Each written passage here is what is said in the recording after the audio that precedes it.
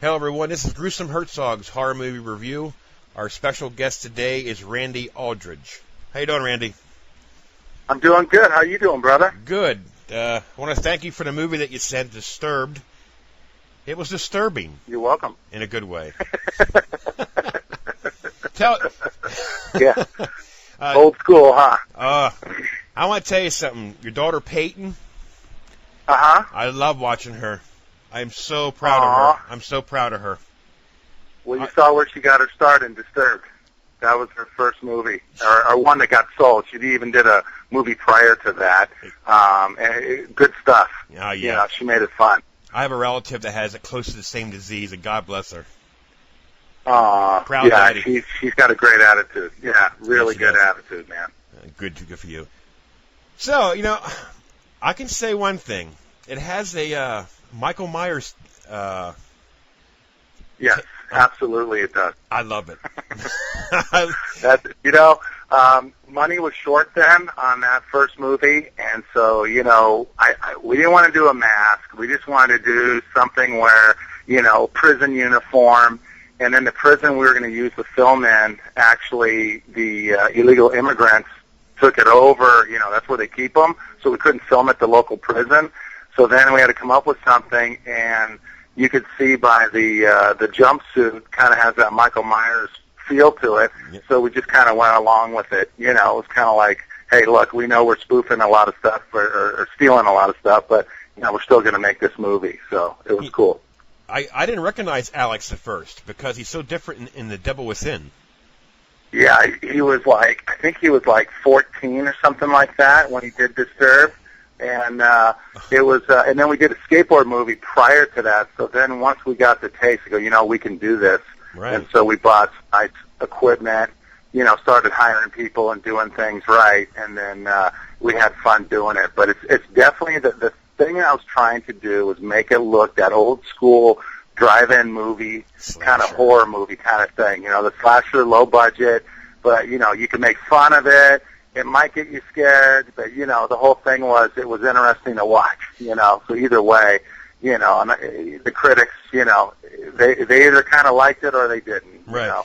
So it was okay because it was really my first movie. Now, the one that played your oldest daughter, I think she did a great job acting in that movie. Yeah, she went on. She actually started a girl rock band, and so she actually, started doing voiceovers. Kind of got into it, then got married, and completely got out of the business. Oh, really? So she had her start on that movie. Yeah, Melissa DeVarian did really well. We were really happy with her. It worked. She had a great attitude to, just keep moving with the project. And you're working so many hours, and let's face it, when it's low budget, you're not pampered as much as you'd like to be. She didn't have her own trailer, so it was.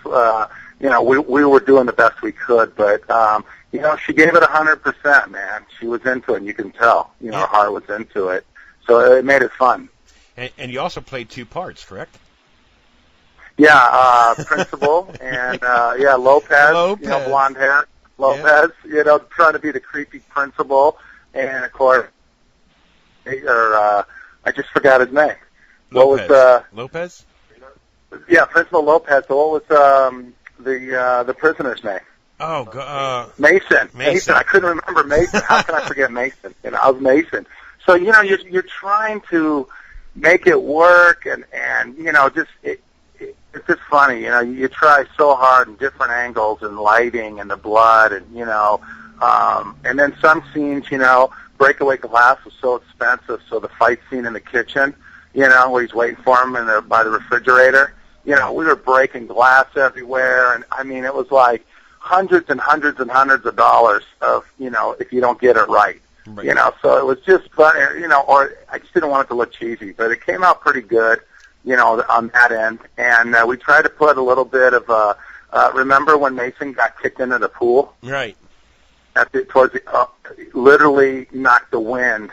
To see, he's a black belt, okay? Right. The kid, Alex, and he really tried not to. I mean, he did not kick me as hard as he could. He would have broke the ribs. Right. But the thing I was supposed to do was the wind got knocked out of me, and when I went in the pool, I'm supposed to go into the water and then turn over and float upside down for like 5 or 10 seconds. And when you have no oxygen, I was panicking, and we were using the wrong knife, real knife. So the director thought I stabbed myself because there was so much blood in the pool. And I'm getting out, and everyone was panicking. It was like 2 in the morning. You'd see the sun or the moon is so low now, and that's the West Coast. Right. So it's like 2 o'clock in the morning. Water was freezing, and it was like just stupid stuff like that. And off the balcony, when you get, when we fought off the balcony, yeah, you're just getting hurt, and it's like you're doing it for the love of doing it, But it was like there was so many, like, if you ever watch it again, you'll see all these things, set up. Where we could have got hurt. And then remember where she's on the phone the first time Mason comes in the house and she hits him with the vase? Right. In the side of the head? Yeah. Well, you're supposed to she used the bottom of the vase. You're supposed to hit it sideways so it breaks. So she uses the bottom of the vase, and it was like getting hit with a real vase. I was bleeding. I was like, you're not, I got injured so much, dude. You're just thinking, it's not a big deal. And you're falling down the stairs, and my back's out, and it was like one thing after another. It was really a lot of fun. Yeah, because when you're limited to a certain budget, you have to improvise, and sometimes the improvising can cause injury. Absolutely. In fact, it's funny doing, when we did the Double Within after this, when you have real stunt people, pads, you hire the lookalikes, you hire all that stuff, and you're like, oh, this is how they do it. Yeah. I like that. Then you don't get hurt. I love Peyton in there too. I talked to Dean, Matt Dean on Sunday. I did an interview with him on Sunday, and I said, Devil Within was groundbreaking. See, I gotta be careful when I tell people this. They start laughing. They think I'm insulting, and I'm not. I said, this is the first time I've ever seen a handicapped person, period, getting chased by a killer. You don't see that in movies. Isn't it a great image, though? If you think about that, in Hollywood, literally, we got permits in Hollywood. We shut down an alley and a main street, and, you have the LAPD, off duty, they're blocking it. You got the bars closing in Hollywood. That really is, Hollywood. And you've got all the drunks coming out, and they're seeing it, and people are coming in, and it's freezing cold because it starts getting really cold at night. And here, this poor girl, it's 2 in the morning and she's being chased, and then she's got to be thrown onto the ground, and it's wet. Right. And, you're working 14 hours. And what's great is because she's the producer's daughter, we don't have to, worry about the laws, Right. You're able to do that. Otherwise, you'd have to have, a teacher on set and all that stuff. So, but, when you look back on it, you just think about it, everyone was up for it. We had a really good mood on the set. Everyone was just into it, We made it fun, you know what I mean? It was a blast. Because if you're into horror movies like we are, to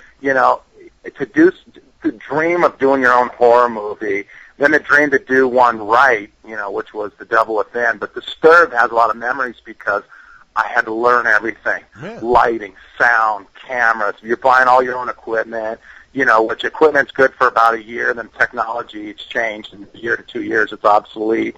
So you want to rent equipment. You never buy your cameras, unless it's like personal use or something. Right. But, you're buying all this stuff, and it's just, you got to make sure you have everything, because depending how many takes you're going to do, you got to have all the breakaway. You got to have everything, and then the wardrobe if you're ripping stuff off or getting blood on it, So it was just, it was a lot of fun because we were doing stuff with permits, without permits, the guerrilla filming, whatever the budget allowed us to do. Right. So it was pretty fun, Now, I noticed in the first movie that you never see Peyton and Alex talk. You noticed that? Yeah, exactly. Huh? That's funny. Exactly. You're right. Really, what was happening was Melissa was like the older sister, and then those two, she has all these signs of something going wrong in the house, right? But no one believes her. So we just did the old, made that same thing. Here's someone's in the house living in the attic, and she doesn't, no one believes her, right. And so it was, it was so much work, but it, it worked out pretty good. We put a lot into it. And then we had a theatrical release that actually Paramount Pictures let us use their theater, and we did a really cool release. And then it went to DVD, And then, it sold a bunch of copies, and it kind of fizzled out. The company I sold it to really didn't do a good job promoting. They just it was low budget. They got a whole bunch of stuff to sell, so they kind of package it, is what happens. So they sell my movie with other movies. And so it's out there. I mean, the best way to find it is just search, Disturbed DVD and search where it's at, because it's at all these DVD stores, you just to find them. I'm sorry. I was searching for it. I was searching for it, and then I seen you wrote me say, I'll send you a copy. Oh, thank you. Oh. I got to look for it anymore. No problem. That was cool. I really appreciate that. Because, it was like, they have all those big DVD outlets online, and I'm trying to think. I used to have them memorized, all the ones that had it. But, and then it went foreign, and then it went to VOD. And, on VOD, you can make pretty decent money on it. But it was kind of like I was just talking to the film company that bought it from me, and they're like, we're going to start a new marketing on this. We really never gave it. There was a lot of internal problems going on with the company. And so now things have settled down. They're like, okay, we're going to kind of re-release it, and get it out there, because it's all marketing, because horror buffs are horror buffs, and they'll watch it. But, if you say, look, this is one of the best low-budget movies, or it's the lowest budget movie, and if you watch it for what it is, then you can appreciate it. If you're expecting it to be, something high, but it's not going to be close. It's one of those that you can make fun of. There's a ton of stuff to make fun of, So it's and you got a little bit of everything in there, So, but you learn from it, and that's why Disturbed led to The Devil Within, because remember the father was a congressman, and there's just and The Devil Within. There's still a little bit of kind of some stuff that kind of transforms it, where the two kids are now back still into this movie, but maybe different parts, but it still works. Well, see, so it's cool.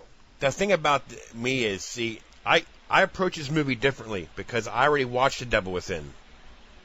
So I already seen Peyton and Alex in this one. So I knew that this one was before, so I knew what to expect. Do you understand what I mean by that? Gotcha. Of course, man. Of course. I'm not. I'm a movie critic, not professionally, but I'm a movie critic when it comes to big name movies. Okay, you understand what I'm saying? I can't but I knew what I was getting into. I was just anxious to see the difference between this one with Alex and Peyton to Devil Within, and you can tell. But I enjoyed it. I mean, that might sound stupid me saying that, but I knew what I was getting myself into. No, not at all. It's exactly the whole point. That was the whole thing, was you can see, and then, we did this really cool skateboard movie even prior to that when they were younger. Wow. And we were doing stuff in Hollywood without permits, and when cops showed up, we said we were doing like a high school documentary, not to get in trouble, and just the things we did, because we weren't afraid, we're like, we got to do it. We don't have a choice. We would do makeup in the parking lot, and then we would just have cameras everywhere and have a sound person following them, and, trying to use natural light. Yeah. And, it's just unbelievable the stuff we were doing and getting away with it, and people would just kind of look at it and go, because we didn't have too big of a crew, and they go, hurry up, and get out of here, you're my business and my store, I don't want you to, affect their business with. But that's when I learned, I go, you can get away with a lot of stuff. Yeah. And then it was like, then when we went where we went time with the Devil Within, then you got to get permits, you got to hire police, you got to have all the insurance, and you got to have food and trailers, and you're paying, you got to have the cops when you're out filming. Anywhere you're on the street in LA, you got to have a, motorcycle police. You're paying them $45 an hour, for traffic control or anything. And so, it gets real expensive per hour when you think about it. Crew, your equipment, your food, and then you got to.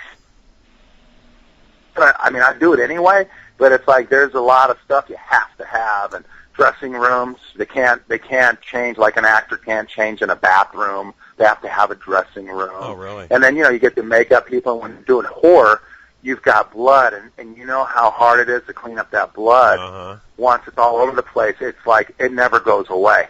So I mean, it's like you got to clean it up, wardrobe, makeup, shoot it again, and it just, if you don't get it right, it's like you can waste a lot of time and a lot of money on a shot that you're never even going to use. And that gets frustrating. But I treat people well, and you take care of them, and if they're having fun, you can see it. Yeah. And it's kind of like they're into it, and especially when you treat them well and they feel respected, they'll give you 110%. Exactly. Well, and I mean, I was getting people food and water and helping wherever I could to clean up something if I had to.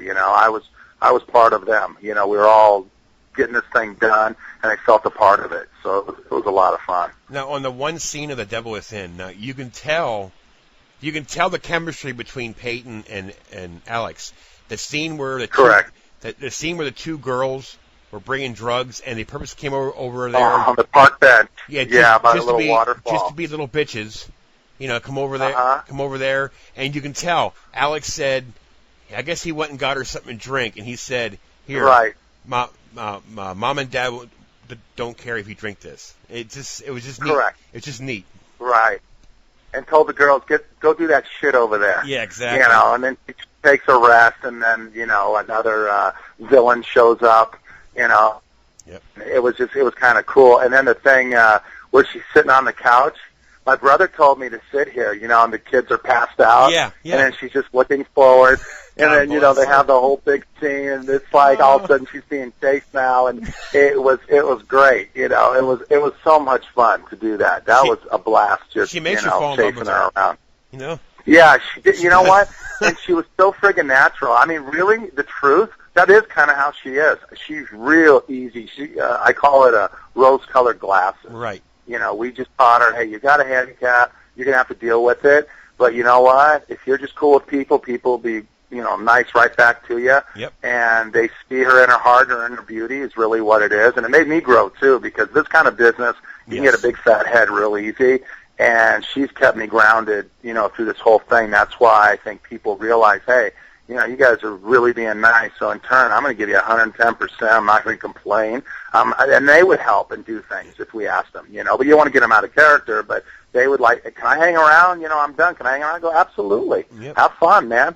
Because it's addicting. It's just absolutely addicting. On the that kind of stuff. On the one scene from create. I'm sorry. On the one scene No from problem. Disturbed, really pissed me off. It's just a movie, Scott. Which one? Oh, Which one? When she dumped that drink on her.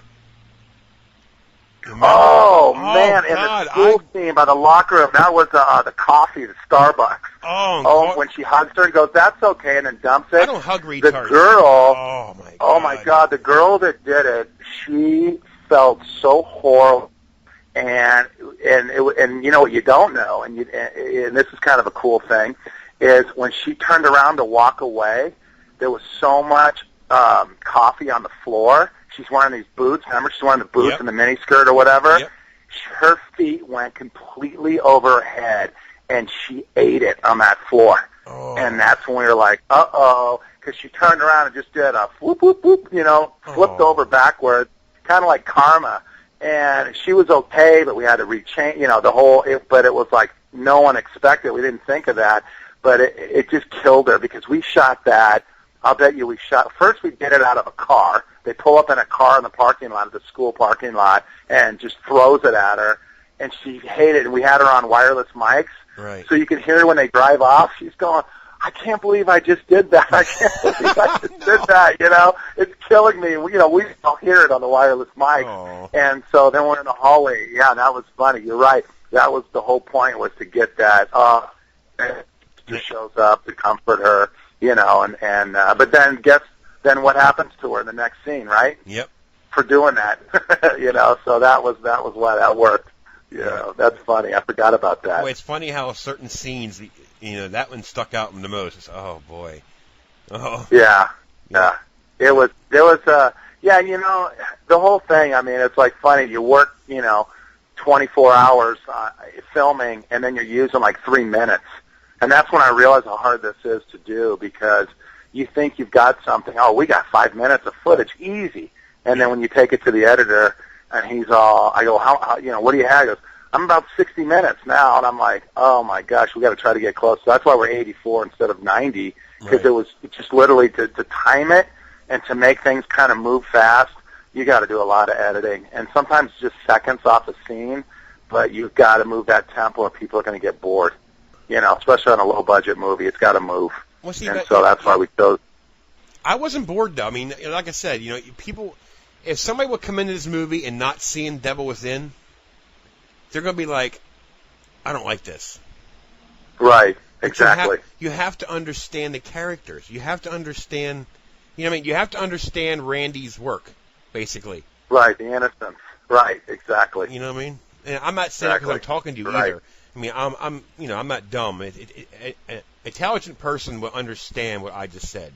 You have to take things for what it is, But, yeah. And if you read the reviews on IMDb, I get slammed or they get it. IMDb. It's one or the other. But you know what? It was the best thing that happened to me because I remember getting slammed. And I was like, it just ripped me because you work so hard. Yep. And they tell you the baby, you got to be able to get rid of the baby. Your movie's your baby, and you better learn to get rid. If they tell you to kill the baby, you're going to have to kill it. And so I got it really fast. So again, this was all the learning curve to do the Devil Within, and then the next one will either be the Devil Within 2 or something similar like. Valley of the Damned is something I've got in my head that I want to do to take it to the next step and get some real good name, day players to play in the movie and really get something going, maybe a little more action and things like that. But, you just learn, you go, that's okay because I used to do it too. I watched horror movies. I couldn't watch enough of them, and we'd make fun of them all the way through. And sometimes, you go, wow, you know what? That was interesting. Or sometimes you go, that was such a waste of a rental or, buying a DVD. Right. But you learn. Right. What are you going to do? Yeah, I asked Matt Dean about that. I knew it. I said, you have to answer me if I ask you this question, but are you making a sequel? And you said, yeah. So. Yeah, we have to because it's like something's eating away at me. And there's enough of real-life stuff that, as when I went to school and college and things that happened living in the San Fernando Valley and Hollywood and stuff like that, just weird things that have happened that I always said, I grew up with the soup Nazi, on Seinfeld, the soup Nazi, yep. Larry Thomas. Yep. He's a very good friend of mine. And we went in different directions, and we didn't see each other for 20 years, but he came to the premiere of Disturbed, the first one.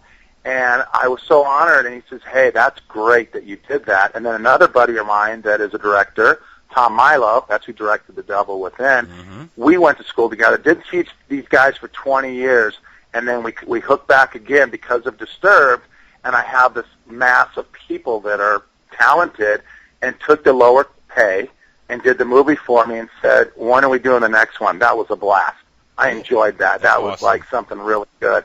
And so that's why I was kind of, you got, but like I say, the sequel I think will have, there's so many different directions we can go.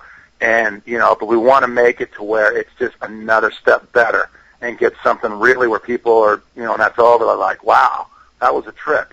Right. That was interesting. Have a really interesting beginning. And then at the end, it explains the beginning. And, and something where I think that, it'll all come together at the end. And everybody's like, oh, my God, you're right. That's kind of what we pulled off with The Devil Within, which I thought was cool, without giving it away. I thought it was kind of cool just having some different, and, something there to go, whoa, I didn't know that was that person or something at the end, something, you got me. And that's what they said when I did my first movie. They said, try to do something that's different because people will love, a different kind of ending. Where you get them. If they know what it is through the whole thing, it's been done a billion times, but try to come up with an ending where it gets people. Make them think, who's doing this? That's the best fun of a movie. I'm going to rack your brain here, and I'm going to see if you remember. Okay. What exactly did Peyton throw in your face? In the Drano. I just threw it away. It was a Drano bottle, so it had, acid in it. Right. And we tried to clean it out the best we could, and then we thought, how are we going to get the space in between from him, torturing her sister to where she can kind of save her and get her out of the room. Right. And that was, we're looking, and it was like, we got to, what could she do? And then I'm looking, I go, how about she finds something under the cabinet, And so we had this bottle, with the Drano thing on it that you could see was to clean drains, which is like a lye or an acid or something, and it worked perfect, and, she got it. And that was another thing where it was like, how many takes can we do, and on something, to make it work. And so it was funny. Yeah. Yeah. And then when she was hanging out of the closet, when she was hiding in the closet, we had to have her mom hold her because to cheat the angle to make her really lean out of the closet. Okay. There's no way she could have done that. And so there's someone in the closet holding her or she would have fell over. And so and then under the bed. That's been done, but it was like, we used a skateboard to get the camera, to do up the body, the dead person under the bed and stuff. And so it was, you just try to make things work. So it was funny. Mom Cindy, right? Yes. Uh-huh. Yep. And Cindy's part, Cindy was in Disturbed? Remember the mom in the trailer, the dark hair? Yeah. Yeah, that molests her kid. That's Cindy. Oh, we got her to do that. Put a wig. She's a blonde. We got her to put the dark wig on and the lipstick. Remember with the lipstick on the poor kid? And then the kid is my son Alex, is his best friend. He's the one, he's a child actor, son Brian McLaughlin, which kind of helped direct. Okay. And, and so it was that was great. He was Mason Jr. Remember? So he kind of gives you why Mason turned into the way he was. He's getting slapped around and molested by his mom. And she takes the glass, she puts out the cigarette, picks up the glass of booze, and takes her finger, and then does the lipstick, and, she's in her nightgown. And so, that was, Cindy goes, I can't believe I'm doing this. But when we were filming it, we go, oh, my God, this is so sick. This is great. I know. This is working. It was. I know. And so, we tried to go there, but, you don't know what lines you can cross. Now I do. There's a lot of nudity lines. Like, I would have done more of, the payoffs of nudity in horror movies that you expect and things like that, but I was so afraid and, the criticism and things. And then working with such young kids, well, most of them were over 18, and I go, I got to keep this clean, but then the next one we'll do it right, and we hire the right models and everything else, so it worked out well. I must say you did a good job. I mean, the first movie, I liked it. I can't, I'm not going to say it was good.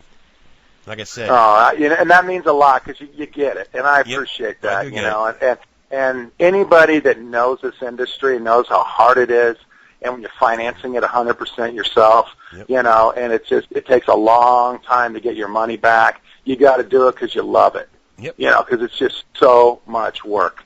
But it's, if people didn't do that, we wouldn't have this horror industry. And it's because the sad part about it is the more money you have, the more you can make it look real. Right, exactly. But sometimes when you make it too real, it's too fake. If you get what I mean. I agree. You know what? Right, and that's why you've got to do a lot of things to where, it's in your head, and it's like you've got to, you just got to, sometimes to see too much blood, you're just, or the slitting the throat or something, you're trying to make it where it looks real enough, but the suspense is what scares you, is, leading up to it is what really gets you uncomfortable. And so that's the thing you're trying to find, where, how uncomfortable can you be, so good. I can tell you right now, 20 years from now, you watch that movie, you think it's the 70s. The reason I did that is that I said, how cool would it be to show Peyton and Alex that what their parents and them did, in case we're not here with grandkids or great-grandkids, you know what I'm saying? Yep. So when you make a movie and you sell a movie, it's digitized, it's there forever, man. Yep. You can find it. It's in the Library of Congress. You have to have one there. Every time you sell a movie, you got to send 2 of them to the Library of Congress. Right. And so it's like you're to have that. And I thought, how cool would that be if you or me, our parents said, hey, you know what?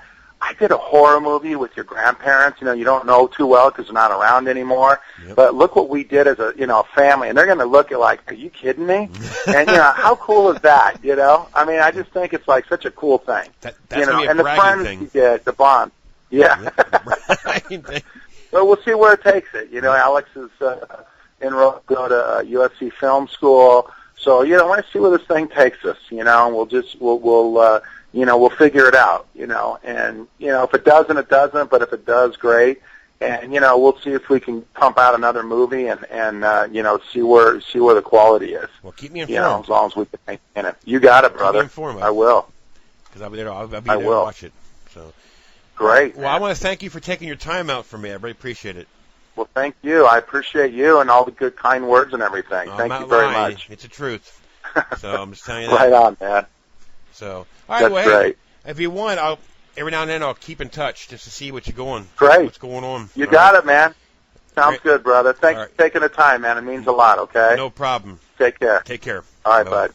We'll see you. Yep. Bye. Bye. Good.